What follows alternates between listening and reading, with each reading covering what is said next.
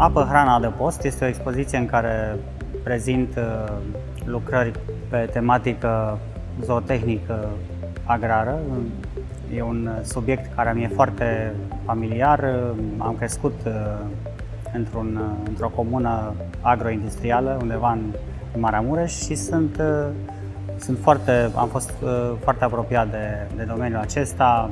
Am crescut cu cărți de anatomie, albume de anatomie comparată a animalelor domestice, cu manuale de creștere a animalelor în gospodărie. În fine, am fost înconjurat de mediul acesta. Tatăl meu este medic veterinar, așa că am avut o tangență. Am cam fost în mijlocul animalelor domestice în perioada în care m-am format.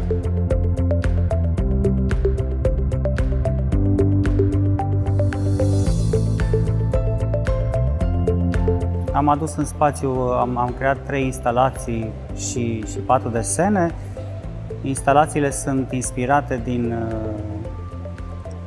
din sistemele de hrănire ale animalelor domestice și din designul adăposturilor. Designul e un tip de arhitectură foarte pragmatică până la urmă, pe care îl regăsești în mediul rural în România.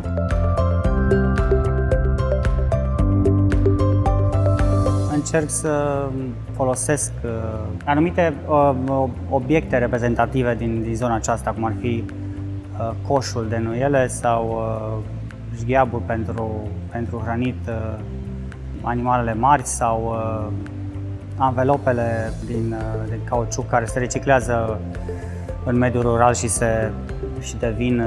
devin adăpătoare pentru animale.